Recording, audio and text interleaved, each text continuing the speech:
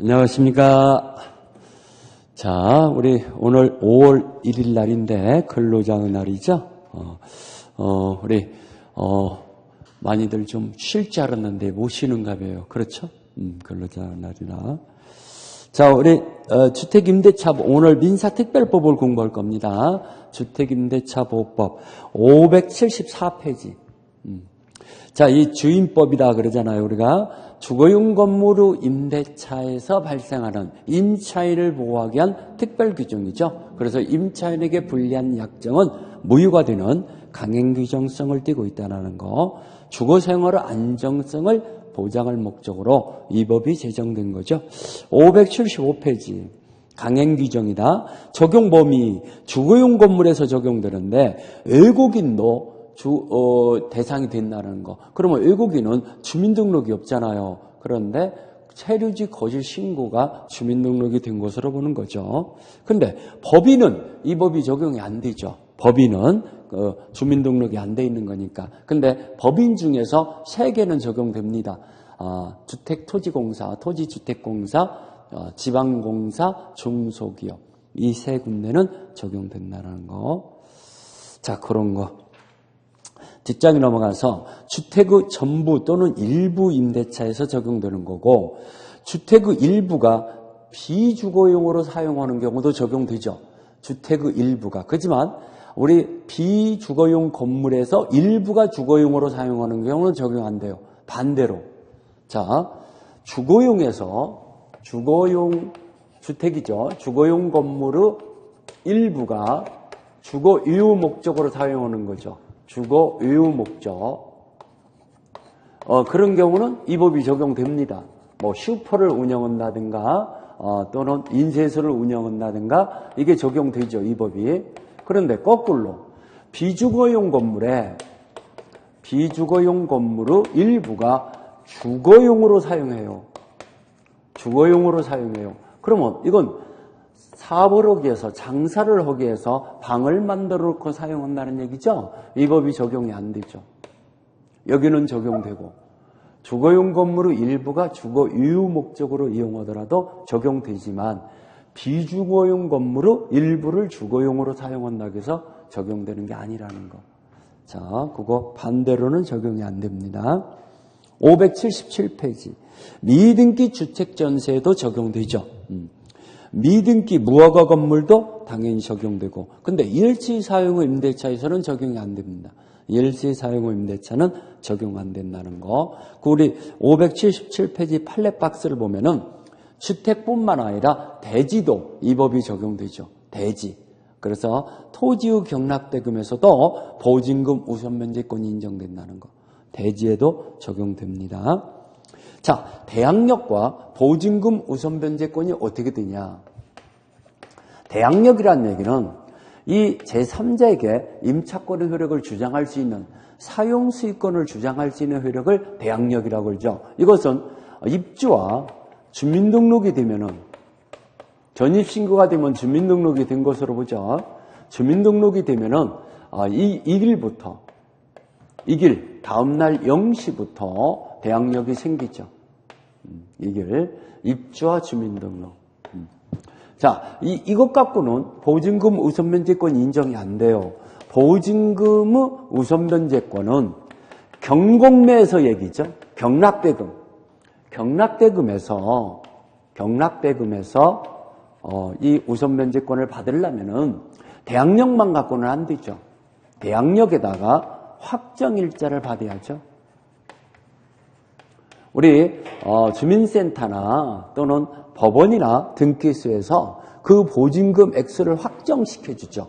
그리고 그 일자의 순위에 맞춰서 우선순위가 정해지는 거죠. 그 일자에 맞춰서 이걸 확정일자라고 그래요. 확정일자를 받아야만이 보증금 우선변제권이 있다는 거. 그렇지만 보증금 중의 일정액이라는 말이 나와요. 중의 일정액. 이걸 소액보증금이다 그러죠. 소액보증금 또는 최우선변제금이다. 최우선변제금. 자, 이 최우선변제금은 확정일자가 없어도 되죠. 변제금. 이것은 경매 신청 등기 전까지 경매 개시 등기 전까지 대항력으로 충분하죠. 전까지 대항력만 있으면 되죠. 대항력으로 족하다, 충분하다.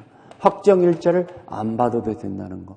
그러면 우리 서울 하나는 알아내야죠. 서울은 1억 1천만 원 중에서 3,700만 원이죠. 3,700만 원. 그러면 3,700만 원이 최우선 변제금이라는 얘기예요. 그러면 나머지는 만약에 3,700만 원을 초과하는 금액이 있으면은 확정일자 받아야죠. 자, 아무튼 이건 확정일자가 없이 대항력으로 충분하다는 거. 그리고 여러분들 주의할 것은 이렇게 보증금 우선변제권도 경락대금에서 배당 요구해야 받아간다는 거. 배당 요구 채권이라는 거. 우리 배당 요구 기간에 배당을 요구 안 하면은 우선변제권에서 탈락되죠. 배당 요구 채권. 이것도 마찬가지죠. 배당 요구 채권이죠. 최우선 면제금도 배당 요구 채권입니다. 배당 요구 안 하면은 후순위 권리자에게 부당이득 반환 청구하지 못한다. 근데 배당 요구 안 해도 되는 예의가 두 가지 있어요. 그 예의가 시험 문제 나오죠. 자, 임차인 스스로 경매를 붙이는 경우 있죠. 보증금 반환 청구 소송을 제기해서 확정 판결을 받으면은 그 임차주택에 경매를 붙일 수 있어요. 그러면 임차인 스스로 경매를 신청할 때는 배당 요구 채권이 아니죠. 그 다음에 두 번째, 임차권 등기 명령을 해놓고 이사가는 경우 있죠. 임차권 등기 명령이 신청됐을 때는 배당 요구 안 해도 되죠. 이 두 가지는 배당 요구 채권의 예의라는 거. 배당 요구 안 해도 된다는 거. 암기해 놓으세요. 임차인 스스로 경매를 붙였다. 또는 임차권 등기 명령을 해놨다. 이럴 때는 경락대금에 배당 요구 안 해도 되죠. 자, 아무튼간 이 대항력과 보증금 우선면제권은 틀리다는 것을 여러분들이 구별을 잘해야죠. 578페이지 대항력권이다. 여기 나오죠. 대항력권은 주택의 인도와 주민등록을 마친 때 이 길부터 제3자에게 효력이 생긴다. 그러면 주민등록의 효력 발생 시기가 언제냐? 행정청의 수리시죠. 수리주의다 그러죠. 수리시에 효력이 발생하죠. 수리주의다. 수리시에. 그러면 수리를 옳게 했는데 공무원이 틀리게 기재하는 경우도 있죠. 그러면 효력이 유효하게 발생한 거니까 틀리게 등록됐더라도 틀리게 기재하더라도 대항력이 생깁니다. 오케이? 수리주의니까. 주택의 인도다. 주택의 인도를 받아야 하는데 요즘에는요. 자, 우리 전 주인은 이사 갔어요. 이사 가고 자기가 주택을 이사 갈 수 있는 현관키를 받았어. 그러면 입주한 거예요. 현관키를 받았잖아요. 이미 비어있잖아. 언제든지 이사 가능한 상태로 놓여있죠. 그러면 입주된 걸로 봅니다. 알겠죠? 꼭 이사 가야만이 입주한 것은 아니라는 거. 이게 2016년도 대법원 판례가 나오죠. 현관키만 받았다고 비밀번호를 알게 되더라도 그 입주된 것으로 본다. 알겠죠? 자, 이 인도가 바로 그거다. 그 다음에 제일 밑에서 세 번째 줄에 우리 주택의 실제 거주자인은 직접 점유자, 전차인이 주민등록을 마치야만이 임차인도 대항력이 생기죠. 자, 우리 임대인의 동의를 얻어서 전대차 계약을 맺는 경우 있죠. 578페이지 제일 밑에 세 번째 줄. 전차인의 주민등록이 마치야만이 임차인의 대항력이 생긴다는 거. 579페이지. 주민등록이다 해서 여기 주소 기재해서요. 기업번에 다세대 주택은 연립주택을 얘기해요. 공동주택, 아파트라든가 이런 연립 이런 주택은 동호수까지 기재해야죠. 동호수까지 기재해야 한다는 거. 그렇지만 다가구 주택은 단독주택을 얘기해요. 이건 집원만 기재하면 돼요. 집원만 가지고 충분하죠. 근데 이 디귿번이 이제 시험 문제 나오죠. 다가구 주택에서 집원만 가지고 대항력이 생겼어요. 근데 다세대 주택으로 변경됐다라고 나오죠. 그러면 종전의 대항력은 계속 유지되냐? 유지된다.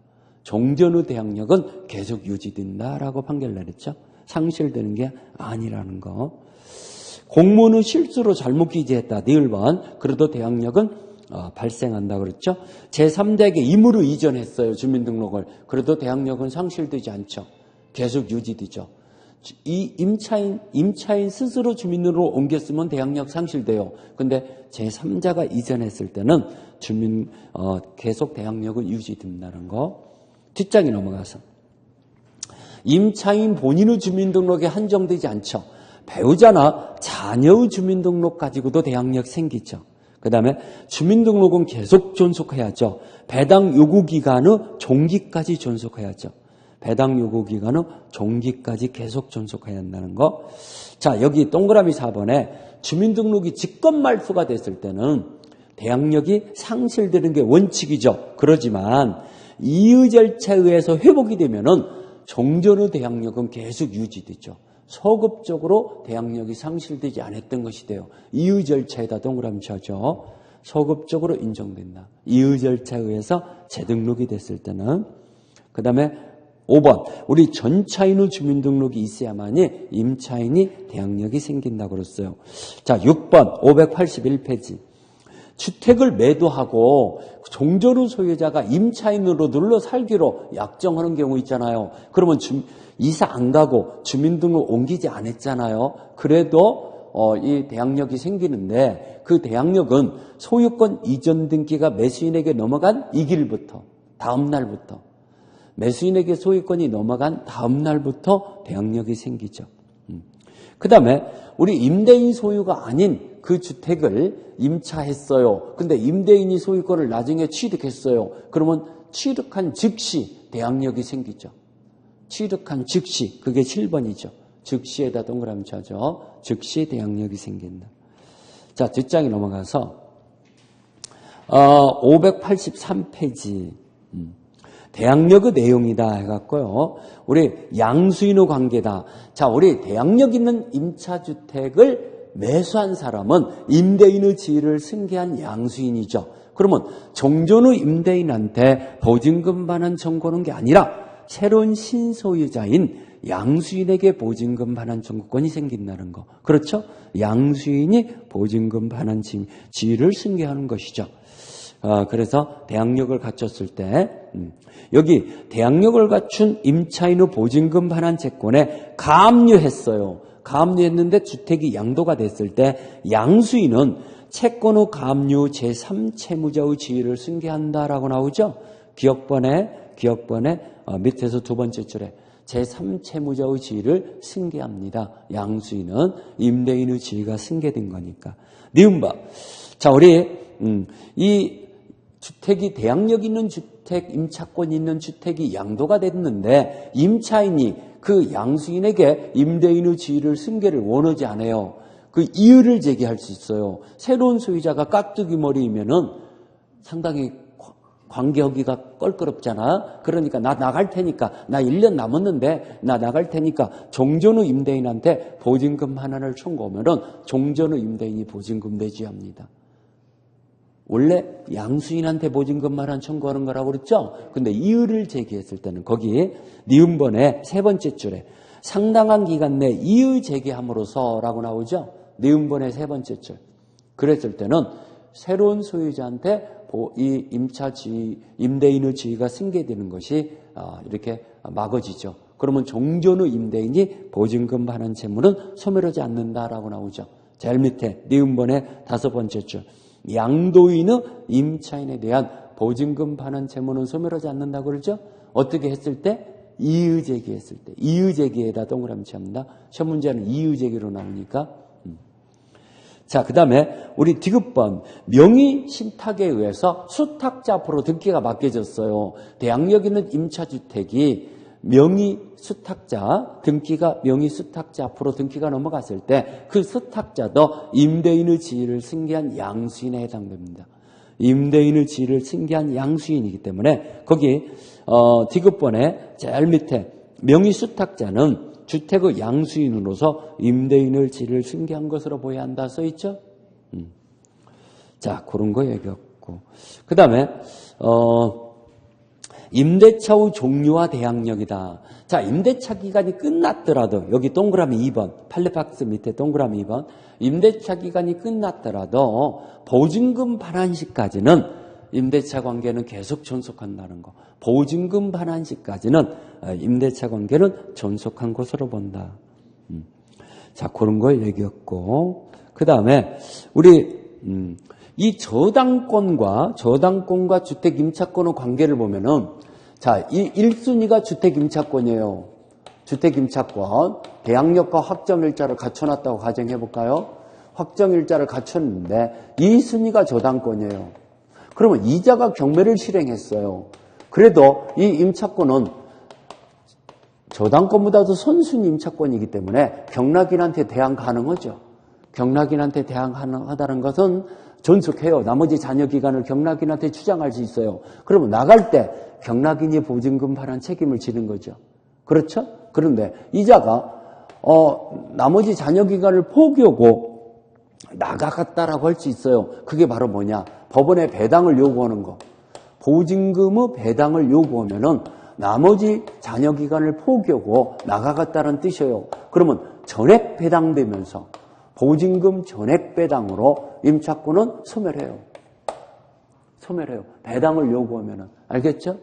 그러면 존속시킬 것인가 배당을 요구할 것인가는 이 임차권자의 선택권이라는 거. 알겠죠? 그러면 이것 좀 보세요. 그러면 이 후순위 저당권에 의한 경매가 이루어졌더라도 이 선순위의 저당권이 최선순위 저당권이 있다고 봅시다. 그런다면은 이 저당권이 소멸되니까 이 주택 임차권은 최선순위 저당권보다도 후에 있는 거잖아요. 그러면 이 임차권도 소멸했죠. 경락인한테 대항 못 얻죠. 이거 시험 문제 잘 나옵니다. 저당권과 저당권 사이에 있는 주택 임차권은 소멸해버려요. 나머지 잔여 기간을 주장 못 해요. 오케이? 이자가 경매를 붙였더라도 그러면 이 임차권이 저당권자의 경매에 의해서 존속하냐 소멸하냐는 것은 경매 신청한 저당권 선으로 따져본다. 1순위 저당권 선으로 따져본다. 1순위 저당권. 1순위 저당권보다도 후에 있는 임차권은 소멸해요. 근데 1순위 저당권보다도 먼저 있으면은 존속한다 그랬어요. 알겠죠? 그렇다는 거. 자, 그런 것들이 문제화된다는 거. 자, 우리 586페이지. 우선변제권이다. 이 우선변제권이, 자, 우리, 대항력과 확정일자를 갖추어 우선변제권이 있는데, 이 재밌어요, 이제. 우리 이거 보세요. 우리가 보통 보증금을 줄 때, 전세금을 줄 때, 일단, 중도금까지 주고, 나머지 이사 갈 때 나머지 잔금을 주잖아. 근데, 자기가 계약을 맺어놓고, 이사는 5월 1일 날 가는데, 4월 15일 날, 주민등록 해놓고 전입신고를 확정일자를 받아놨다고 봅시다. 그렇죠? 그러면 그때 당시는 지금 보증금이 2억 원인데 1억 원만 줬었어. 근데 이사 갈 때 나머지 잔액 1억 원을 줬죠. 그러면 2억 원 준 거죠? 근데 4월 15일 날 확정일자를 받았는데 4월 20일 날 근저당권이 들어왔어. 그러면 그때 당시는 1억 원이었잖아. 근데 나중에 1억 원을 근저당권보다도 후순위로 줬잖아. 그랬을 때 우선변제권은 2억 원에 대한 우선변제권이냐 1억 원에 대한 우선변제권이냐 이것 갖고 싸움이 붙었죠. 근저당권 1당시에는 1억 원이었고 그 다음에 나머지 1억 원은 나중에 줬으니까 근데 2억 원에 대해서 우선변제권이 인정된다라고 판결을 내렸죠. 그러니까 일부만 줬더라도 확정일자 받았을 때 그 금액 확정일자 금액의 전액을 후순위 권리자보다도 우선변제가 인정된다. 이해갑니까? 그 확정일자 금액. 그게 586페이지 제일 밑에 세 번째 줄에 대항력권과 확정일자를 갖출 때를 기준으로 임차보증금 전액에 대하여 후순위 권리자보다도 우선변제를 받을 권리를 갖는다 써있죠? 일단은 일부만 줬더라도 확정일자 금액의 전부가 우선변제권이 있다는 얘기죠. 587페이지 확정일자의 취지 해갖고요. 여러분들 확정일자를 받을 때 꼭 전입신고해야만이 됩니까? 우리 주민센터에 확정일자를 받을 때는 전입신고가 전제가 돼야 합니다. 그렇지만 법원이나 등기소에 받을 때는 그게 필요 없어요. 또 공중사무소에서 받을 때도 필요 없어. 알겠죠? 그러니까 거기에 지금 587페이지에 1번의 네 번째 줄. 자, 우리 아파트 명칭 전유 부분의 동호수 기재가 누락했다는 사유만 갖고 확정일자 요건이 갖추지 못하였다고 볼 수는 없다 써있죠?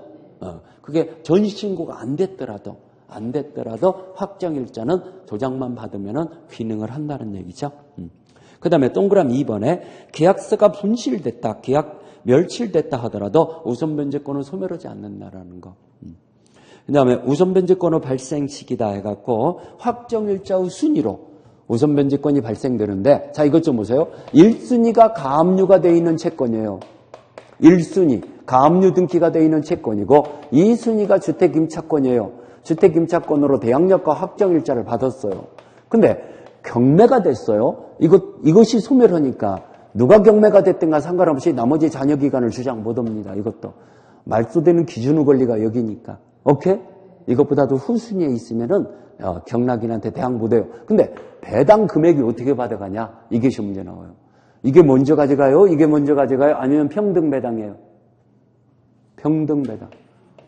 이걸 아냐면은 경락대금 이 채권액에 비례해서 가져갑니다.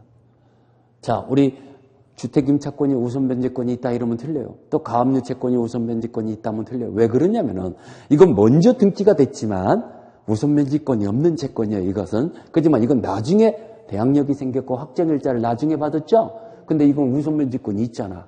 그래서 평등배당이라고 그래요. 그게 제일 밑에 동그라미 2번. 선순위 가압류와 확정일자 있는 임차권의 배당은 안분 평등배당 써있죠? 그걸 얘기하는 거예요. 평등배당이라. 588페이지. 대항력과 우선변제권을 겸유한 거다. 여기 이거죠. 자, 우리 이게 없어. 실선순위 대항력이 없어. 그러면 저당권자가 경매가 되더라도 대항력도 있고 우선변제권도 있어. 겸유하고 있어. 그러면 임차권을 경락인한테 주장할 수도 있고 자기가 우선변제를 받기 위해서 배당을 요구할 수도 있어요. 그러면 나머지 잔여기간을 포기하겠다는 뜻이라고 그랬어요. 전액 배당받으면서 소멸해요. 오케이? 그게 바로 선택할 수 있다는 얘기죠. 겸유하고 있을 때는 거기 1번의 두 번째 줄에 우선변제권을 선택하여 주택임차인으로서 보증금 전액을 배당을 요구했으면은 나머지 임차 배당을 전부 받았을 때는 소멸하죠. 나머지 잔여기간을 주장 못하죠. 근데 배당을 요구했는데요. 일부밖에 못 받았다고 가정해보자 이겁니다. 그러면 나머지 전액을 받을 때까지 경락인한테 대항할 수 있어요. 일부밖에 못 받았으면. 그러면 2차 경매에서 나머지 못 받은 금액 우선변제권이 있냐? 없어요. 거기에 6번째 줄. 다만 이 우선변제권은 1차 경매에서 소멸하고 배당을 요구했을 때 소멸하고 후 경매 다시 이루어졌어. 후행 경매에서는 그 우선변제권을 행사할 수 없다. 나머지 못 받은 금액을 경락인한테 대항할 수 있을 뿐이지 우선변제권 신청은 못해요. 한 번 신청해서 일부만 배당 받았더라도 우선변제권은 탈락됩니다. 오케이? 그 다음에 1순위 근저당권자한테 무상거주 확인서를 작성해줬다 써있죠. 그 밑에 바로 무상거주 확인서. 자, 여러분들 이것 좀 주의하세요. 우리 주택임대차는 임대차라는 유상계약에서만 적용돼요. 그러면 무상으로 빌려 쓰는 거 그걸 사용대차라고 그래요. 사용대차는 이 법이 적용이 안 돼요. 주택이라 하더라도. 그러면 무상거주 확인서라는 건 사용대차라고 확인을 해줬다는 얘기야. 그러면 이 법이 적용이 안 돼. 그러면 이 법이 적용이 안 되니까 그 써준 근저당권자한테만 적용이 안 되고 다른 사람한테도 우선면제를 변제받지 못해요. 오케이? 거기 이 법에 대항력을 주장할 수 없다라고 나왔죠? 주택임대차보호법상에 대항력을 경락인한테도 주장 못합니다. 왜 그러냐? 이 법이 적용 안 되는 거니까. 자, 우리 사용대차는 무상임대 이 법이 적용 안 돼요. 알겠죠? 유상임대차에서만 적용됩니다. 여기 동그라미 2번 이게 중요하다고 그랬어요. 이거. 자, 이거 보세요. 이게 보증금은 경락대금에서 배당 요구 채권이에요. 우선 변제권도 아니 최우선 변제금도 마찬가지예요. 배당 요구 채권인데 배당 요구 안 해도 되는 것이 두 가지인데 이게 특히 중요해요. 1번이 바로 그 얘기죠. 동그라미 2번의 세 번째 줄에 임차주택에 스스로 경매를 신청하였다면 이라고 써있죠. 찾았어요? 거기 동그라미 2번의 세 번째 줄 제일 끝에 배당 요구해야 하는 건 아니다. 이거 시험 문제 나올 가능성이 있어요. 이번에. 지난번에 이게 나왔거든요. 여기 이거 보세요. 배당 요구 안 해도 되는 것이 두 가지인데 지난번에 이거 나왔어요. 임차권 등기 명령을 해놨어요. 그럼 배당 요구 안 해도 돼요. 근데 이게 나올 때가 됐어요. 임차인 스스로 경매를 붙이면은 확정 판결을 받아서 집행 권한을 얻어서 경매를 붙여야 하거든요. 그럼 판결서를 첨부해야 해요. 그럼 법원에서 알고 있어. 보증금이 얼마가 요청한 거나 마찬가지야. 이때는 배당 요구 채권이다 아니다. 그 법원에 알아서 챙겨줍니다. 알겠죠? 그거 좀 잘 기억하시고 배당을 이제 이 위에는 배당을 요구해야 하는데 배당 요구 안 하면은 그 부당이득 반환 청구권이 없어요. 배당권자에서 탈락돼요. 그게 4번의 두 번째 줄이죠. 배당권자에서 제외돼서 후순위 채권자에게 부당이득 반환 청구할 수 없다 써 있죠. 자 그런 거. 그 다음에 그러면은 배당을 요구했으면은 법원에서 배당을 받아가라, 수령해가라라고 통지서가 와요. 그럼 법원에서 보증금을 받아가려고 그래요. 그러면 그 주택이 경매가 됐잖아. 경락인한테 명도해줘야냐, 안 해줘도 되냐? 명도해줘야죠. 왜? 법원에 보증금을 반환을 청구하려면은 경락인이 명도받았다라는 도장을 찍어주는 확인서를 제출해줘요. 경락인은 명도 확인서. 명도받았다. 내가 그 주택을 인도받았다. 그 확인서를 제출해줘야만이 법원에서 보증금 내줘요. 알겠죠? 근데 이것이 제시의 문제 나와요. 그러면 경락인한테 명도해주는 게 선행이냐? 아니면은 명도해주는 것과 법원에서 보증금을 수령하는 것이 동시행관계냐? 선행 아니다라고 판결 내렸어요. 그게 바로 589페이지 그 위에 판례 위에 바로 위에 임차인이 주택의 명도 의무가 보증금 반환 의무보다도 선행되는 것은 아니다. 그거 밑줄 치죠. 경락인한테 명도해줘야 하거든. 명도해주는 것이 선행이 아니요. 그럼 뭐다라는 얘기예요? 동시행관계라는. 네, 동시행관계라는. 그게 대법원 판례예요. 선행되는 것은 아니다. 알겠습니까? 자, 그런 거 얘기해줬고, 그 다음에 우리 이런 경우 있잖아요, 여러분들. 갑이라는 사람의 이 주택에, 자, 우리 보증금이 2억 원이에요. 을이라는 자가 주택 임차권이 있어요. 임차권이 있는데, 이 병이라는 자가 돈을 받을 것이 있어서, 뭐 1억 원을 양도받았다든가, 전부나 일부를 양도받았다 이겁니다. 그러면 이 양수인, 이 일반 채권자가 이 사람이 지금 대항력과 확정일자를 갖췄는데 보증금 우선변제권이 있는데 그게 이 사람에게도 우선변제권이 승계되는 거냐? 이게 문제잖아요. 우선변제권 승계돼야 안 돼요? 안 돼요. 오케이. 자, 양수인이 일반 채권자예요. 일반 채권자일 때는 우선변제권 없어요. 보증금 반환 채권만 승계받은 거예요. 보증금 반환 채권, 임차권과 같이 승계된 게 아니죠. 이것만 승계받았을 때 이 일반 채권자일 때는 우선변제권은 승계가 안 돼요. 오케이? 그런데 이 일반 채권자가 금융기관이에요. 여러분들 우리 전세자금 대출해 준다고 그러잖아요. 그러면 금융기관에서 은행에서 1억 원을 대출을 해줄 때요.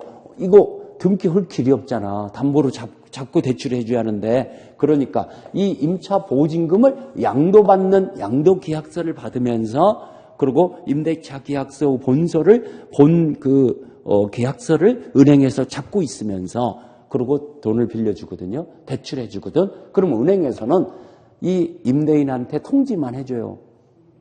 이 대출을 1억 원 받아갔다. 그러면 금융기관이 반환 채권을 양도받은 거잖아요. 은행이 양수인이 됐을 때는 우선변제권이 승계가 된다는 거예요. 그러니까 일반 채권자냐 은행이냐에 따라 틀려지죠. 그거 좀 주의하세요. 이 은행으로 시험 문제가 요즘에 계속 나와요. 은행으로. 그게 2014년도에 추가됐기 때문에 그래요. 알겠죠? 그래서 그게 지금 여기 금융기관이 우선 면제권을 승계한 경우다. 589페이지 6번에 나오죠. 금융기관이 우선 면제권을 승계했을 때는 뒷장에 넘어가서요. 이렇게 우선 면제권이 승계가 되는 건데 제일 위에 동그라미 2번. 우선 면제권을 승계한 금융기관은 대항 요건이 상실하게 되면 이게 28위 기출 문제죠. 대항 요건이 상실하게 되면 우선 면제권도 행사할 수 없다라는 거. 임차인의 대항 요건이 상실됐어요. 그러면 우선 면제권 행사할 수 없다. 그러면 금융기관이 세 번째 줄에 우선 면제권을 행사하기 위해서 임차인을 대리하거나 대의하여 임대차 계약을 해지할 수 없다라는 거. 예, 그렇죠. 해지할 수 없다. 그 얘기는 뭔 말이냐면은 이거 보세요. 이 임차인은 나머지 잔여 기간 1년 남았어요. 근데 이자가 경매를 붙였을 때 자기가 배당 요구한다는 것은 해지 의사표시를 한다는 얘기예요. 나머지 잔여 기간 1년을 포기하고 배당 받아가면서 나간다는 얘기예요. 근데 금융기관이 대출을 해준 금융기관이 있어. 근데 이 사람이 해지하는 게 아닌데 1년 살 수 있는데 우선 면제권을 확보하려고 임차인을 대신해서 또는 대의해서 해지 의사표시로 배당 요구할 수 있냐 이겁니다. 이걸 물어본 거예요. 못 한다는 거. 임차인이 1년 남았는데도 나가야 하잖아. 그렇기 때문에 그걸 못 한다는 얘기예요. 그게 세 번째 줄이죠. 임차인을 대의하여 해지할 수 없다라는 거. 자, 그 다음에 우리 보증금 중 최우선 면제금 일정의 최우선 면제금 이건 대항 요건만 갖추면 된다고 그랬죠? 확정 일자는 필요 없다. 591페이지 그 요건의 세 번째 줄 경매 개시 등기 전까지 대항 요건을 갖춰야 한다. 그 밑에 네 번째 줄 확정 일자의 요건은 아니다. 써있죠? 그거. 자, 그 다음에 우리 적용 범위가 서울특별시 하나만 알아놓으세요. 얼마 중에 얼마다? 서울특별시 위에는 나온 적이 없어. 여러분들 민법에서는 나온 적. 1억 1,000만 원 중에서 3,700만 원. 서울특별시 하나는. 그 다음에 우리 여기 4번을 보니까요. 대지가격을 포함해서 주택가격의 2분의 1을 넘어버리는 경우 있죠? 그러면 2분의 1을 한도 내에서 최우선 면제금이 인정되죠. 2분의 1을 한도 내에서. 그렇죠? 그 금액까지만 우선 면제권이 인정된다. 이게 뭔 말인가 알아듣죠? 3,700만 원을 받는 자가 여러 명이다 보니까 그 주택가격의 2분의 1을 넘어버리는 경우 있잖아요. 토지가격을 포함해서. 그러면 2분의 1까지만 가지고 최우선 면제금으로 나눠준다는 얘기예요. 에? 그렇죠. 아니. 그 금액이 3,700만 원이 다 똑같으면은 자, 우리 1억 원짜리든 5천만 원짜리든 보증금이 3,700원 다 보장 이렇게 똑같이 받잖아. 그러면 똑같이 받아요. 그러니까 못 받는데 예를 들어 3천만 원밖에 안 돌아가. 그러면 3천만 원 똑같이 돌아가. 똑같이 돌아가는데 예를 들어서 보증금이 2,500밖에 안 돼. 예를 들어서 2,500이면 2,500에 해당되잖아. 그러면 그것에 비례해서 나눠가죠. 그러면 이 사람은 3,000 받았으면 2,500일 때는 뭐 한 2,000밖에 못 받는다 이렇게 보야겠지. 예를 들어서 이해가죠? 비례해서 그렇게 비례해서 받을 수 있는 금액에 비례해서 나눠가죠. 2분의 1을 한도 내서. 자, 우리 593페이지 임차권자의 경매 신청이다. 여기 이게 10번 나왔어요. 거기 2번에 자 이거 보세요. 자, 이게 중요한 거예요, 여러분들. 시험 문제도 잘 나와요. 지금 보증금을 임차인이 못 받으면 이게 문제잖아요. 그게 사회적인 문제가 일어나고 그러잖아요. 그럼 보증금을 못 받아요. 안 줘요. 임대인이 못 줘요. 그런다면은 이사도 못 가고 어떻게 해야 하냐. 그 주택을 경매 부채하는데 임차권자에게는 경매 신청권이 없어요. 경매 신청권이 없으니까 보증금 반환 청구 소송을 제기해서 확정 판결을 받아야 그게 집행 권한이에요. 경매 신청할 자격을 얻는 거야. 그 판결서를 받아야만이. 그러면 판결서를 받아갖고 경매를 신청할 수 있어요. 알겠죠? 그러면 경매를 신청할 때 원래 민사집행법에 그게 강제경매인데 민사집행법에 경매를 신청할 때는 경매 신청권자가 그 경매 신청하는 목적물을 가지고 있으면서 경매 못 붙여요. 비워주고 반환하고 경매 부채하는 게 원칙인데 그러면 주택 임차인들은 이사가고 경매 부채하는데 이사갈 돈이 없는데 어떻게 경매 부쳐? 그래서 주택과 상가 임차인들에게는 예외 규정을 두고 있어요. 두 가지에만. 이사 안 가고 경매 붙일 수 있도록. 그걸 이사 안 가고 경매 붙인다 이렇게 시험 문제 안 나오고 반대 의무 이행 또는 이행 제공을 집행개시 요건으로 하지 아니한다. 이걸로 나와. 그게 바로 거기 밑이 2번에 두 번째 줄. 강제 집행 개시 요건으로서 반대 의무 이행 또는 그 제공을 집행 개시 요건으로 되지만 여기 임차인에게는 집행 개시 요건으로 하지 않는다는 거. 그것이 아니다라는 거. 원래 민사집행법에 강제 집행을 하면은 그게 집행 개시 요건이에요. 비워주는 게. 근데 주택 임차인이나 상가 임차인은 그것이 집행 개시 요건이다 아니다. 아니다. 비워주지 않고 경매 붙일 수 있어요. 이게 10번 나왔어요. 여러분들 기출 문제 10번. 그래서 제일 밑에 줄에 보면은 임차인은 계속 거주하면서 경매를 진행할 수 있다 써있죠? 근데 거주하면서 경매를 진행할 수 있다 이렇게 안 나와. 시험 문제는 뭐라고 나오냐? 경매 집행 시에 반대 의무의 이행 또는 이행 제공은 집행 개시 요건이다. 집행 개시 요건 아니다. 이걸로 나와. 계속 이걸로 나와. 집행 개시 요건이 아니다. 계속 10번 다 이걸로 나와. 그러면 거주하면서 경매를 붙일 수 있다는 뜻인데 이걸로 알아야지. 그걸로 알았다가는 안 돼. 이게 뭔 말인가를 알아야 비워주지 않고 경매 붙일 수 있다는 거. 10번 나왔지. 10번. 알겠습니까? 시험 문제는 저렇게 나오니까. 자, 임차권 등기 명령이다. 임차권 등기 명령은 제일 위에 줄에 임대차가 종료된 후 보증금 반환받지 못한 임차인은 거기다 밀치하죠. 임대차가 종료된 후 제일 첫째 줄에 임대차 기간 중에는 신청 못해요. 언제 신청해야 한다? 임대차가 종료된 후. 그게 시험 문제 나와요. 보증금 반환을 못 받고 있어. 근데 이사갈 여력은 있어. 그러니까 이사를 가야겠는데 그러면 이사 가버리면 주민등록 옮겨버리면 대항력 우선 면제권 상실되잖아요. 그러니까 임차권 등기 명령을 법원에 신청을 해서 등기를 해놓고 이사 가면은 종전의 대항력과 우선 면제권은 계속 유지되죠. 그렇죠? 그래서 거기 효력에서 1번에 등기가 된 이후에 대항력권이 상실되더라도 종전에 이미 취득한 대항력과 우선 면제권은 상실되지 아니한다 써있죠? 이사 가더라도 대항력과 우선 면제권은 상실되지 않는다. 여기 동그라미 3번 이게 잘 나와요. 자, 우리 임차권 등기를 하고 이사 갔어요. 이거 잘 나오죠? 그 집에 새로운 임차인이 들어왔어요. 새로운 신규 임차인이 들어오는 경우 있죠? 그러면 그 임차인에게는 최우선 면제금이 인정이 안 돼요. 그거 동그라미 3번. 최우선 면제금이 인정이 안 돼요. 거기 이 새로운 임차인에게는 소액보증금 후 최우선 면제를 받을 수 없다라고 나오죠? 그게 잘 나오죠. 그 다음에 우리 동그라미 5번에 이 등기 명령 신청도 금융기관이 대의해서 신청할 수 있다는 거. 금융기관이 우선 면제권을 승계받은 금융기관이 대의 신청할 수 있다 없다? 있다. 그거. 자, 그런 거 얘기했고. 그러면 여기서 이제 하나만 알아놓으세요. 여러분들. 이거, 그러면 이렇게 보증금을 못 받았으니까 등기 명령을 해놓고 이사 갔어. 근데 임대인이 6개월 후에 보증금을 준비해갖고 준다고 그래. 그러면 임대인의 보증금 반환을 해주는 것과 임차인의 등기를 말소해주는 것이 동시행관계냐? 그게 시험 문제 나오죠. 동시행관계다. 보증금 반환이 선행이다. 보증금 반환이 선행이라는 거. 동시행관계다 이러면 틀려요.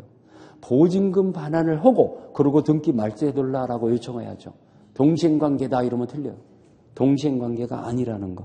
거기 판례박스 594페이지 제일 밑에 판례박스 동시행관계인지 여부다. 소극이라는 얘기는 동시행관계다 아니다. 아니다. 그걸 얘기합니다. 동시행관계가 아니다. 제일 밑에 판례박스. 자, 우리 595페이지 제일 위에 두 번째 판례. 이렇게 임차권 등기 명령을 해놨을 때는 이거 배당 요구 안 해도 된다라는 거. 거기 배당 요구 채권이다 아니다. 배당 요구 없이도 배당받을 수 있는지 여부다. 적극. 적극이라는 얘기는 긍정한다는 얘기죠. 배당 요구 채권이 아니라는 거. 존속기간 보장이다. 여러분들 제일 밑에 줄에 595페이지. 우리 최단 존속기간이 얼마죠? 주택은 2년. 그러면 1년으로 계약을 맺었을 때 임차인은 1년의 기간을 주장할 수 있지만 임대인은 1년 기간 끝났으니까 나가주시오라고 못 하죠. 임차인이 원하지 않는다면 임대인은 2년이죠. 오케이? 그러면 여기서 하나 볼까요? 임대인과 임차인이 2년 맺었어. 2년 맺었어. 그러면 임차인은 1년 만에 나가겠다 할 수 있냐? 그렇죠. 잘 하시네요. 안 됩니다. 2년 미만의 약정기 기간이 있을 때 그 기간을 주장할 수 있다는 얘기지. 2년으로 임대차 계약을 맺었으면은 임차인도 1년을 주장 못 합니다. 2년간 구속당합니다. 임차인도. 알겠죠? 그걸 얘기하는 거죠. 자, 뒷장에 넘어가서 묵적갱신이라는 게 있잖아요. 법정갱신. 자, 우리 기간 만료되기 전 6월에서 1월 사이에 아무런 이의 제기가 없어. 임차인도 나가겠다고 얘기 없고 임대인도 비워둘라고 안 해. 그러면 전 임대차와 동일한 내용으로 다시 갱신한 것이 되죠. 이때 존속기간이 얼마냐? 이것이 문제 나와요. 임대인은 2년.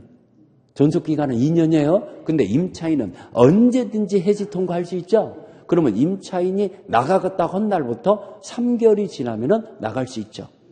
자, 임대인은 2년입니다. 묵적갱신이 됐을 때. 근데 임차인은 언제든지 나간다고 할 수 있어요. 그러면 나간다고 한 날부터 3개월이죠. 그게 바로 동그라미 2번. 자, 우리 존속기간은 2년으로 본다. 그러나 임차인은 언제든지 해지 통과할 수 있으며 3개월이 경과하면은 임대차는 소멸한다 써있죠. 그 다음에 동그라미 3번. 이기상 차임이 연체됐다든가 임차인이 현저하게 의무를 위반하고 있을 때는 묵적갱신 인정되지 않죠? 차임 증감 청구권이다. 여기 597페이지 제일 위에 동그라미 2번. 두 번째 줄에 차임 증감 증액은 제한이 있죠. 대통령령에 의해서 1년 동안 하지 못하고 20분의 1을 초과하지 못한다 써있죠? 5%를 넘지 못하죠. 이게 세 군데가 다 똑같아요. 그냥 따로따로 암기하지 말고 한꺼번에 같이 알으세요. 전세금의 증액의 제한. 그 다음에 주택임차 보증금이나 차임의 임차 보증금 또는 차임의 제한. 증액의 제한. 그 다음에 또 어디가 있냐? 상가 보증금 차임의 증액의 제한. 이게 똑같아요. 똑같은 것이 5%를 넘지 못해요. 세 군데가 다. 5%를 넘지 못하고 그 다음에 1년 동안 제한당하죠. 계약을 한 날부터 증액을 해준 날부터 1년 이내에는 증액을 청구 못하죠. 근데 예의가 두 가지 있어요. 이 예의도 똑같아요. 대법원 판례가 다 똑같이 판결이 나오죠. 재계약을 할 때는 5%를 넘어도 돼요. 그 다음에 합의에 의한 증액. 합의에 의해서 증액. 합의를 해줘요. 얼마 증액해 주기로 합의했어. 그런다면 5% 넘어도 돼요. 그래서 특히 이번에 시험 문제가 나올 가능성이 높은 게 이거죠. 상가임대차보호법에서는요. 우리 10년 동안 계약갱신 요구기간이라는 게 있어요, 없어요? 계약갱신 요구기간. 계약갱신 요구기간 동안에는 이거 5%를 넘지 못해요. 5% 제한 규정이 있어요. 근데 5% 제한 규정이 있는데 잘 들어봐요. 5%를 1년 단위로 5%씩 올릴 수 있어. 1년 단위로. 근데 우리가 상가 임대차에서 10년 동안 계약 맺는 건 드물잖아요. 대부분 1년 단위로 또 장사가 잘 돼. 그러면 1년 더 연장해 주세요. 해갖고 10년까지 연장을 할 수 있잖아. 그러면 1년 단위로 계약이 갱신되잖아. 계속. 그거 재계약이냐 이겁니다. 재계약이라 한다면은 5%를 넘어도 되잖아. 재계약이 아니다라고 판결 내렸죠. 계약갱신 요구기간 10년 동안에 갱신되는 계약은 재계약에 해당되지 않는다. 재계약이 아니 10년이 넘어서 계약을 맺으면 재계약이죠. 아니, 그러니까 10년 동안은 5% 이상 못 올리죠. 그렇지만 10년 이상이 돼갖고는 올려도 되죠. 그러니까 상가 임대인들이 상당히 제약을 받죠. 이해갑니까? 이게 중요한 말이죠. 자, 우리 거기 써 있잖아요. 저 597페이지 제일 위에 동그라미 2번에 밑에서 세 번째 줄 재계약하거나 또는 당사자 합의로 증액하는 경우는 적용되지 않는다 써 있죠. 재계약에다 동그라미 치고 합의에 의한 증액에다 동그라미 치고 이 두 가지는 저 세 군데가 다 똑같아요. 예의다라고 판결 내리죠. 알겠죠? 그 다음에 월차임 전환시 산정률 제한이다. 이건 뭐냐면요. 예를 들어서 보증금 2억 원인데 이 임차인이 사업을 하는데 자금이 필요해. 그러니까 어디 대출도 안 돼. 그러면 임대인한테 사정을 하는 거야. 보증금 1억 원으로 하고 1억 원을 내가 월세로 줄 테니까 1억 원 좀 보증금 주세요. 나 망하게 생겼어. 이러면서 이렇게 요구하는 경우 있죠. 그러면 임대인이 그럽시다 할 수 있죠. 그러면 1억 원을 보증금을 내줄 때 월세를 얼마를 받냐 이게 문제잖아. 그래서 너무나 많이 받으면 안 되겠죠. 임차인이 지금 똥줄이 땡겨갖고 이 보증금을 반환받는 건데 임대인은 그걸 약점을 노려갖고 월세를 그러면 100만 원 안 주면 나 안 내주겠어. 뭐 이렇게 할 수도 있잖아. 그거 안 된다 이겁니다. 그러면 얼마로 제한되냐. 자, 연 10%. 연 10%나 그 다음에 기준금리, 한국은행의 기준금리 있잖아요. 기준금리 더하기 3.5%를 넘지 못한다. 그러면 우리 1억 원을 보증금을 1억 원을 돌려받았다고 봅시다. 돌려받았으면은 연 10%면은 1,000만 원, 연으로 1,000만 원, 1,000만 원. 아니면은 기준금리가 1.75인가요? 뭐 1.75인가? 이렇게 되죠? 7호 더하기 3.5%니까 얼마요? 6% 뭐 이건 5점 뭐예요? 예. 그러면 6%라고 잡아보자. 6%라 한다면은 600만 원이잖아요. 그러면 둘 중에 하나가 어떤 게 작아요? 이게 작죠? 이걸 넘지 못해요. 그러면 1억 원을 돌려받으면서 연 600만 원이니까 월로 하면 50만 원. 50만 원만 주면 돼. 그럼 만약에 뭐 100만 원씩 줬다고 봅시다. 나머지 50만 원을 더 줬잖아. 다 반환 청구할 수 있어요. 다 반환 청구할 수 있어요. 줬다 하더라도 반환 청구할 수 있어요. 오케이? 뭔 뜻인지 알죠? 그러면 선생님, 원래 전세금을 2억 원이라고 하는데 내가 입주하고자 하는 자가 1억 원밖에 없어서 1억 원만 보증금을 주고 나머지 1억 원은 월세로 돌리기로 이렇게 할 수도 있지 않습니까? 그럴 때도 이것이 제한받습니까? 라고 물어보고 싶잖아. 제한 안 받아. 그건 이제 그때 정하는 게 나름이야. 줬던 걸 돌려받을 때는 이 금액을 넘지 못해요. 그렇지만 처음에 계약을 맺을 때, 자, 그러면 1억 원 대신에 80만 원 주기로 합시다. 월세 80만 원. 그쪽에서 오케이 해갖고 계약을 맺었죠. 그러면 사실 월세 80만 원 하면 이거 넘은 거잖아. 예를 들어서. 그래도 제한 안 받아요. 처음에 계약을 맺을 때는 제한 안 받아. 근데 줬던 걸 돌려받을 때는 이 금액을 넘지 못해요. 이해 갑니까? 뭔 말인가? 지금 우리 중개업 하시는 분들 말 들어보니까 1억 원 대신에 월세를 얼마 받습니까? 했더니 65만 원 받는다고 그러더라고요.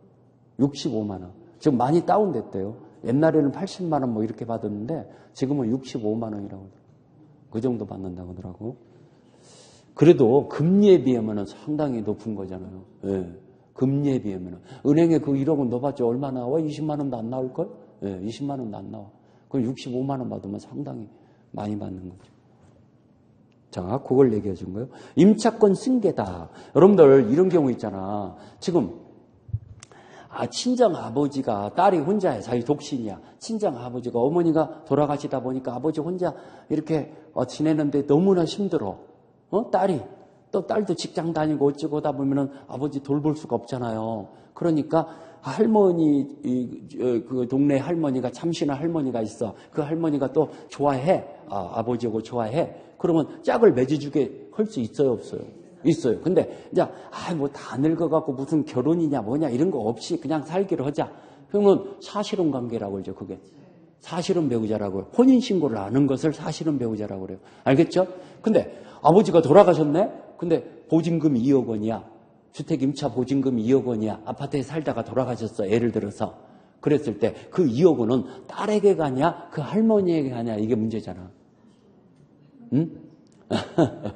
자, 우리 그 딸이 가정공동생활 안 하고 있었어.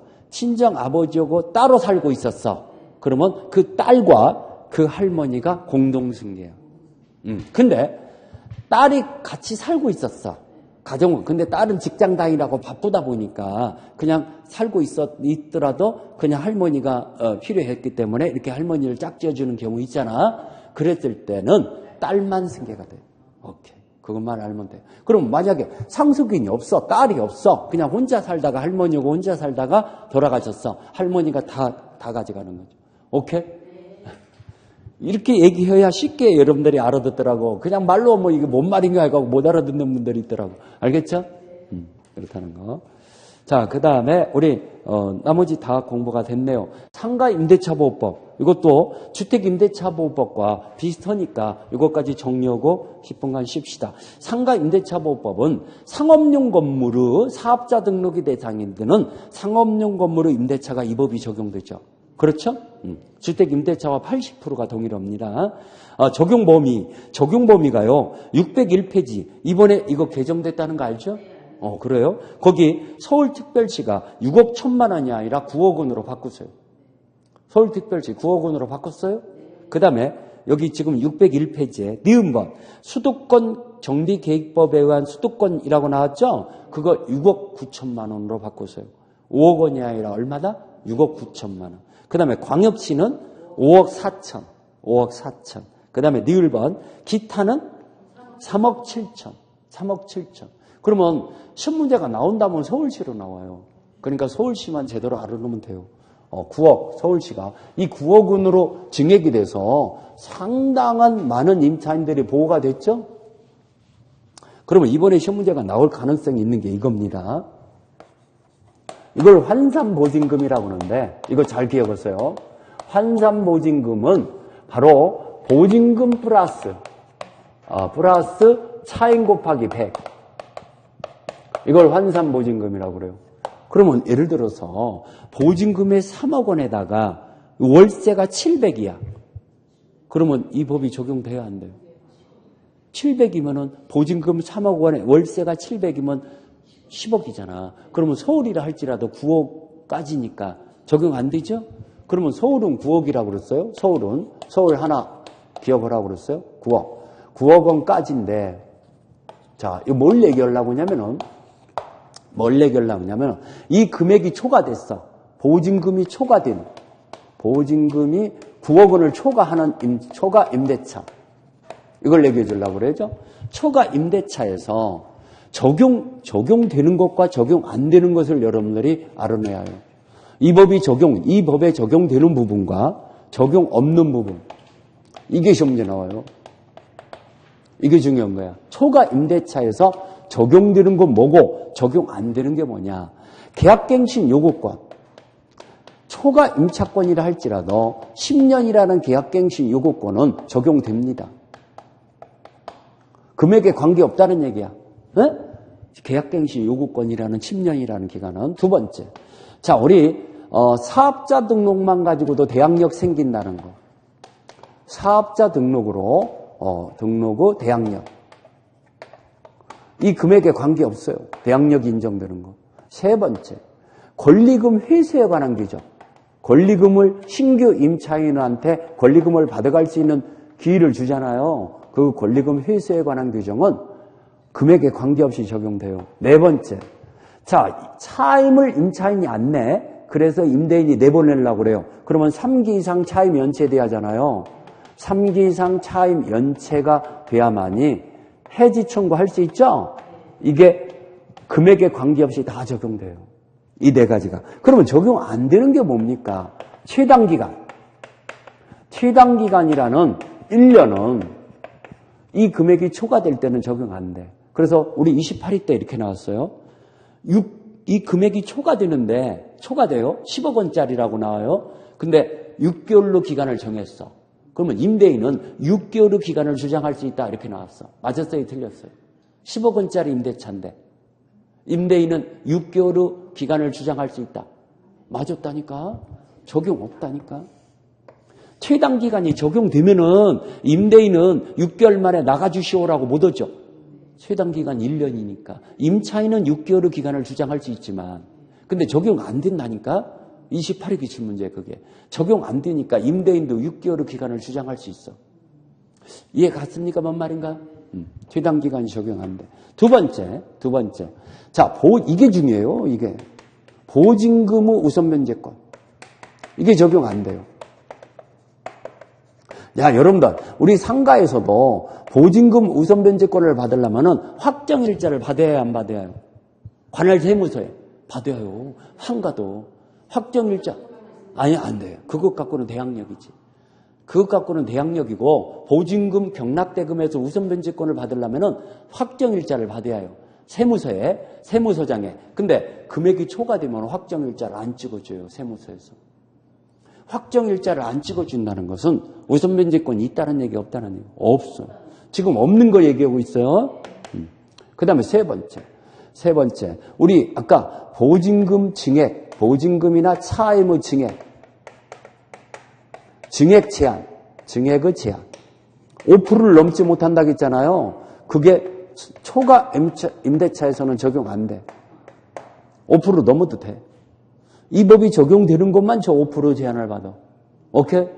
그러니까 초과 임차권은 막 팍팍 올려도 되잖아요. 네 번째. 자, 우리 적용 안 되는 거 얘기했어요. 임차권 등기 명령 제도라는 게 이건 적용 안 돼요.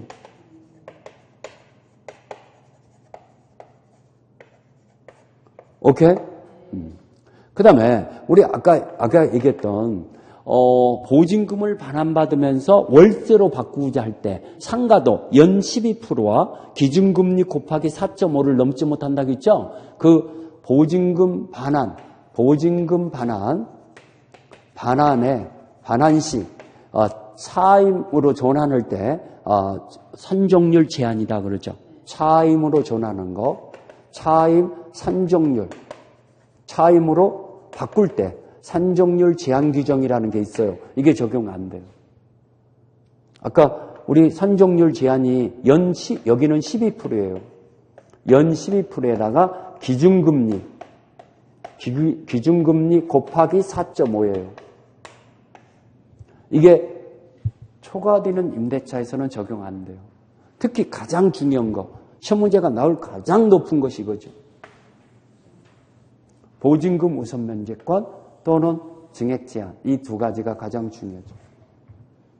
5%를 초과해도 된다는 거. 제한 규정이 적용 없어요. 알겠죠? 중요한 거니까 잘 좀 정리해 놓으세요. 602페이지. 여기 나오네. 3번에 보증금의 일정액을 초과하는 임대차에 적용되는 범위다. 여기 우리 책에는 적용되는 범위만 써있죠? 그래서 1번에 대항력에 관한 규정, 2번에 10년을 초과하지 않는 범위에서 계약갱신 요구권의 적용, 그 다음에 3번에 3기 이상의 달했을 때 계약을 해지하는 거, 4번에 권리금 회수에 관한 규정, 이 네 가지가 우리 책에 써있잖아요. 적용되는 것만 써놨어요. 근데 거꾸로 적용 안 되는 것도 한번 생각해 보라고 써드렸죠. 그 다음에 우리 미등기 전세에도 이 법이 적용되고, 그 다음에 법인의 임차권 당연히 적용되죠. 상가는. 그 다음에 일시사용 임대차에서는 적용 안 되죠. 제일 밑에 6번. 일시사용 임대차는 적용한다. 603페이지. 대항력. 이거 사업자 등록을 신청한 다음 날부터, 이 길부터 대항력이 생기죠. 그렇죠? 뒷장이 넘어가서요. 여기, 그러면, 자, 우리 대항력이 생긴 상가 건물이 매매가 되는 경우 있죠. 그러면 새로운 신소유자가 임대인의 지위를 승계한 양수인이죠. 그러면 신소유자한테 보증금 반환을 청구하는 거고, 종전의 소유자한테는 청구 못 하죠. 그렇죠? 그런 거 얘기했고. 그 다음에, 우리, 여기, 경매를 신청할 때, 이거 비워주고 경매 부치한다. 그냥 이용하면서 경매 붙일 수 있다. 이용하면서. 아까 우리 주택과 똑같이 반대 의무 이행 또는 이행 제공은 집행개시효권이 아니다. 오케이? 그런 거. 보증금 회수다 해갖고 605페이지. 자, 보증금 중 최우선 변제금 일정에. 자, 서울특별시는 얼마죠? 이것도 환산보증금인데 6,500만 원 중 2,200만 원. 이거 환산보증금입니다. 그러면 이거 보세요. 보증금이 1,000만 원이고 월세가 70만 원이에요. 그러면 7,000만 원이죠. 곱하기 100원이니까. 그러면 최우선 면제금 인정이 안 되죠. 6,500 중 2,200이니까. 오케이? 환산보증금. 그 다음에 이것도 상가 건물 가격의 2분의 1의 한도까지만.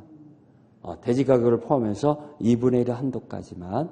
그 다음에 여기 5번, 동그라미 5번, 605페이지, 제일 밑에 동그라미 5번. 이 최우선 변제금이 인정되는 이 상가 건물에 이 임차인이 등기 명령을 하고 이사 갔어요. 근데 새로운 임차인이 들어왔잖아. 그 새로운 신규 임차인에게는 최우선 변제금이 인정이 안 된다는 거. 오케이? 주택이나 똑같아요. 예, 똑같아요. 그 다음에 임차인의 경매 신청 금방 얘기했고, 여기 나오네. 집행계획권은 특례다 해갖고 동그라미 2번에 세 번째 줄. 반대 의무 이행 또는 이행 제공을 집행계획권으로 하지 아니한다. 써있죠? 그거 밑줄 쳐내야죠. 임차권 등기 명령. 이거 주택이나 똑같아요. 도시 하나 안 틀리죠. 임대차 기간이 종료됐는데 보증금 반환이 지체되고 올 때는 법원에 등기 명령을 신청하고 이사 갈 수 있다는 얘기죠.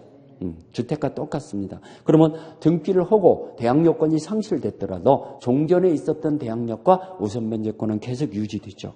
그렇죠? 금융기관이 임차인을 대의해서 등기명령 신청할 수 있고 똑같죠. 임대차 기간의 존속기간 1년인데 임차인은 1년간 구속당하지만 임대인은 1년 미만의 약정기간을 주장할 수 있죠. 임차인은. 그 다음에 우리 607페이지 잘 위에 임대차 기간이 끝났더라도 보증금 반환 시까지는 계속 존속한 걸로 본다는 거. 그렇죠? 끝났더라도. 자, 우리 법정갱신, 묵적갱신을 얘기하는 건데 이것도 존속기간은 1년으로 보는데 임차인은 언제든지 해지 통고할 수 있죠? 그래서 통고한 날부터 얼마가 지나면 소멸한다? 3개월. 그 다음에 우리 여기 법정갱신 동그라미 3번에 법정갱신은 계약갱신 요구기간 10년이라는 제한 규정이 적용 없다라는 거. 그게 문제 나오죠. 그 얘기는 뭔 말이냐? 자, 이거 보세요. 10년이 지났는데 묵적갱신이 됐어. 그러면 인정 안 되는 거냐? 묵적갱신이 되는 거냐? 된다는 거. 10년이 넘어도 된다는 거. 10년의 제한 규정은 적용 없어. 그게 동그라미 3번. 거기 동그라미 3번의 세 번째 줄에 이 10년이라는 제한 규정은 법정갱신에는 적용되지 아니한다 써있죠? 동그라미 3번의 세 번째 줄. 그 얘기는 10년 넘어도 묵적갱신은 인정돼요. 10년 넘어도. 10년까지만 묵적갱신 인정된다는 얘기가 아니에요. 10년 넘어도 된다는 얘기. 알겠습니까? 그 다음에 계약갱신 요구권이다. 이게 이제 주택에서는 없는 거죠. 상가에서만 있죠. 기간 만료 전 6월부터 1월 사이 거기 빚을 치고. 자, 임대인은 그 정당한 사유가 없는 한 거절하지 못하죠. 거기에서 시험 문제가 잘 나오는 게 1번과 5번이죠. 1번 3기 이상 차임이 연체됐어요. 그러면 거절할 수 있는 사유예요, 아니에요? 거절할 수 있는 사유고. 5번 이 임차인의 고의 과실로 중대한 과실로 파손했어요. 고의 또는 중대한 과실로 전부나 일부가 파손됐어요. 그러면 거절할 수 있는 사유죠. 그게 가장 잘 나오죠. 그 다음에 우리 여기 나오네. 2번의 네 번째 줄. 이렇게 계약갱신 요구기간 동안에는 이거 재계약이다, 재계약이 아니다. 여기 재계약이라고 볼 것이 아니다 써있죠? 이거 보세요. 재계약일 때는 5%를 넘어도 된다고 했잖아. 근데 이건 재계약이 아니니까 5% 동안 제한된다는 거. 오케이? 재계약이라고 볼 것이 아니다 써있잖아요. 그 다음에 3번에 이거 전체 기간을 합산해서 10년을 초과하지 않는 거죠?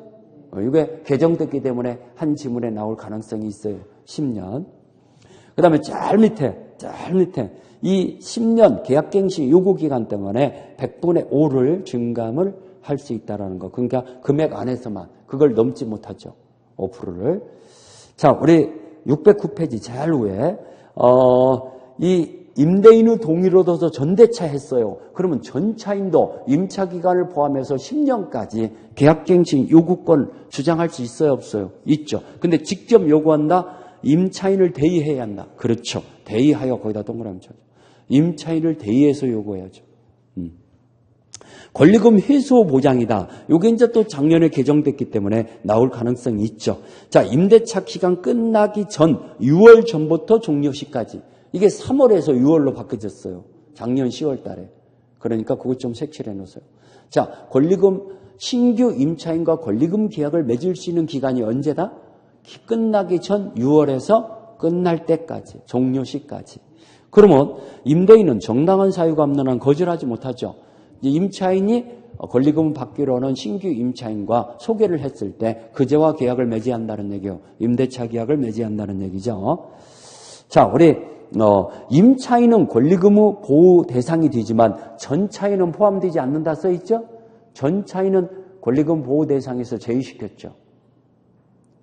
여기 1번의 5번째 줄, 전차인에게는 포함되지 않는다 써있잖아요. 동그라미 1번의 5번째 줄, 전차인은 제외시켰다는 거. 그 다음에 동그라미 2번에 다시 나오네. 전차인에게는 권리금 회수 보호 규정이 적용되지 않는다. 위반시효 효과다. 위반시효 효과. 자, 이 임대인은 손해배상 책임을 져야 하는데 종전 후 권리금과 신규 임차인으로부터 받기로 하는 권리금 중 낮은 금액을 넘지 못한다. 종전 후 임차인은 자기가 3천만 원 권리금을 주고 들어갔어. 근데 새로운 임차인한테 권리금 받기로 하는 것은 5천만 원이라고 봅시다. 근데 임대인이 방해를 해서 신규 임차인과 계약을 못 맺었어. 그러면 임차인은 임대인한테 손해배상을 청구하는데 얼마 청구해야 하냐? 3천만 원. 낮은 금액을 넘지 못한다. 오케이? 3천만 원. 그 다음에 잘 밑에 동그라미 2번. 이게 지금 3번 나왔죠. 자, 손해배상금의 소멸시효 기간이 얼마예요? 임대차가 종료 후 3년. 임대차가 종료 후 3년이 지나면은 시효로 소멸한다는 거. 이거 3번이나 나왔어. 그 다음에 이게 이제 작년시 문제잖아요. 임대인이 신규 임차인과 권리금 계약을 맺은 소개한 신규 임차인과 거절하지 못하는 건데 거절할 수 있는 정당한 사유. 이게 작년 기출 문제죠. 자, 신규 임차인이라는 자가 이 보증금이나 차임을 지급할 자력이 없어. 무자력이야. 응?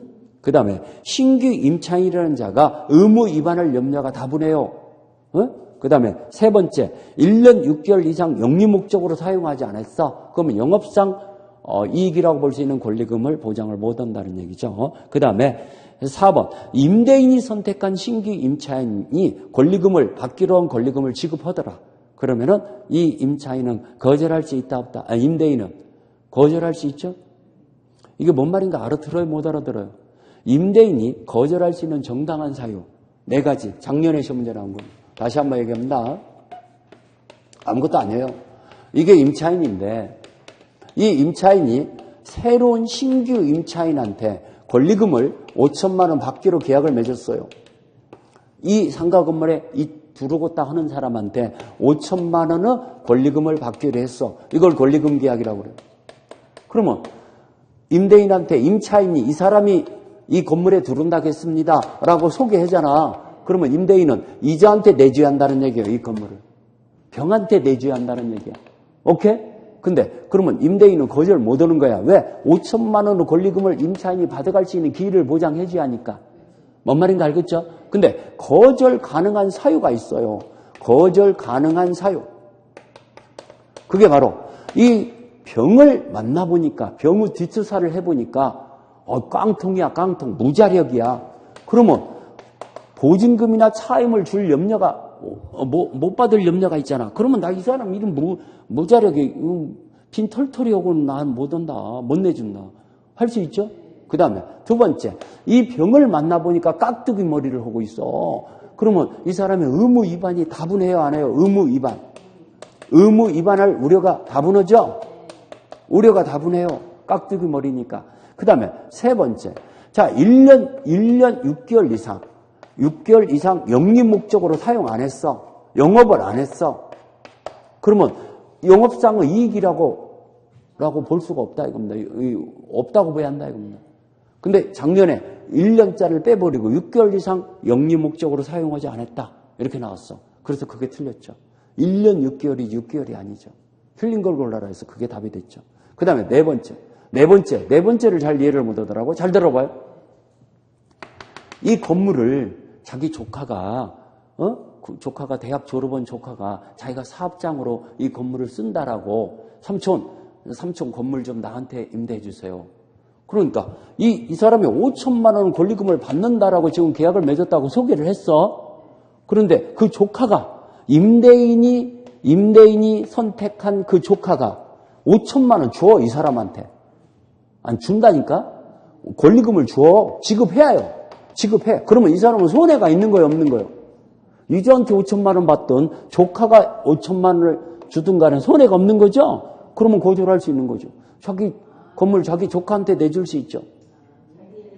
임대인이 선택한 신규 임차인이 5천만 원 준다니까? 5천만 원 주면은 거절할 수 있죠. 당연한 얘기죠. 오케이? 임차인에게 손해가 없으면 되는 거니까. 그걸 얘기하죠. 그러면 적용해서 제의되는 것이 뭐냐? 대규모 점포나 준대규모 점포. 여기 전통시장은 제의 빼버렸어요. 그거 작년에 신설 들어갔으니까 밑을 쳐놓으세요. 전통시장은 대규모 점포, 준대규모 점포, 일부 영세 상인에 들어갔잖아요. 근데 권리금이 보장돼요, 이제. 이거 권리금 보장을 빼버리는 것이 그 중에서 전통시장은 제의시켰어요. 제의시켰다는 건 보장을 해준다는 얘기예요. 알겠죠? 예전에는 안 됐었는데 작년에 10월 달에 신설 들어갔죠. 그 다음에 국유재산, 공유재산. 그 다음에 하나 더 3번 아까 전배차, 전차인. 전차인에게는 권리금 보장된다고 했어요? 안 된다고 그랬어요? 안 된다고 그랬죠? 차임 증감 청구권이다. 이 보증금을 반환받으면서 월세로 전환할 때 산정률 제한. 아까 어떻게 된다고 그랬어요?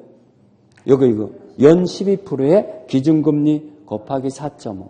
그 다음에 이거 증액의 제한은 5%를 넘지 못하죠? 잘 밑에 1년 이내에 하지 못하고 5%를 넘지 못한다. 611페이지. 차임 연체 시 해지. 3기 이상 차임 연체돼야만 해지할 수 있죠?